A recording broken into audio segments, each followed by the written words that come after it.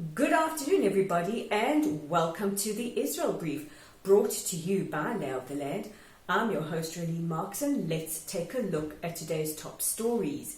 Yesterday, we spoke about the lightning trip that Prime Minister Netanyahu took to Africa yesterday, in particular to Uganda, landing in the capital Entebbe, and we wondered how he must be feeling on a major diplomatic mission to the same place where his brother was tragically killed over 40 years ago, even though he had been to Entebbe before. But it was quite a busy day for the Prime Minister and was quite a productive day. So let's take a look at what happened. The Prime Minister met with Ugandan President Museveni and spoke about upgrading ties between the two countries. Currently, there are no bilateral ties between Uganda and Israel, but the Prime Minister and the President discussed the possibility of direct flights, as well as the possibility of Uganda opening an embassy in Israel's capital, Jerusalem. The President said that he would study the possibilities of doing this.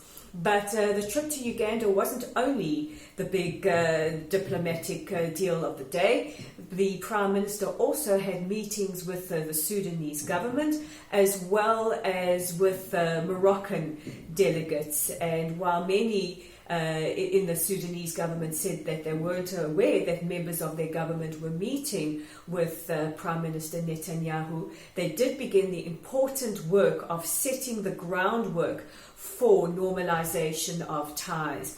And this filtered out to Morocco as well, where the Prime Minister and leadership in that African state have also discussed the possibility of recognizing each other or normalizing of ties. And this comes as it is rumored that US Secretary of State Mike Pompeo promised Morocco sovereignty over the Sahara as long as they move towards the normalization of ties with the State of Israel. So a very busy but productive day for the Prime Minister, but also an important one as far as Israeli ties on the African continent are concerned.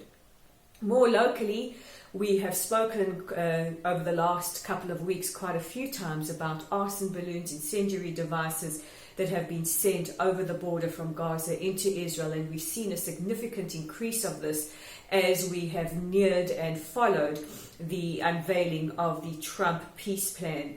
Yesterday, Hamas threatened that now they would be using tear gas. They would be attaching tear gas canisters to these balloons. They said that their balloon unit, who they refer to as their cells launching these terror balloons, would be attaching tear gas canisters that once they land in Israel would explode on impact. And this is their response to any kind of peace negotiations with the Palestinians. It is a reminder that Israel recognizes Hamas as a terror entity, as do many countries around the world. And finally, we've heard a lot in the international media about the coronavirus, which has now affected an estimated 20,000 people. And Israel, as always, punching above our weight by sending aid to China. And they've done this through Magen David Adom, which is one of the largest humanitarian organizations in the country. Magen David Adom will be sending about 2,000 antivirus masks, as well as about 200 full body protection kits that cover shoes as well, full body protection kits to stop the spread of the virus. They'll be rolling these out to Chabad houses across the country, as well as to others across the country of China.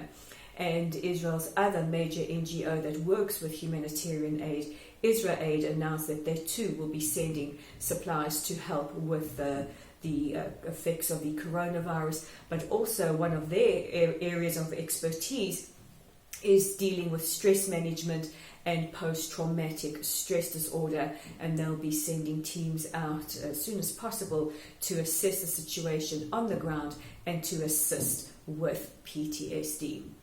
Those are the top stories making headlines in Israel today. But don't forget that you can check out our content online at our website at www.layoftheland.online, and you can read the incredible article written by Gina Raphael, who writes to Prince Charles saying that, maybe he sent us a few mixed messages when he was here 2 weeks ago. He spoke so movingly about the importance of being conscious of our words, but then also went into the Palestinian territories and did not take cognizance of the type of incitement and the type of rhetoric coming from there. That's on our webpage along with our Facebook page. And our Facebook community is growing, and we'd love you to be a part of it. So while you're checking us out, like us, follow us, invite your friends to like and follow us. And don't forget that getting Israel's side of the story is very important. And you can do this by subscribing to our news channel, The Israel Brief, by looking for our YouTube channel at The Israel Brief and simply clicking on the subscribe button. So while we've sent you homework to do, I'm Rolene Marks with The Israel Brief. We'll chat again tomorrow.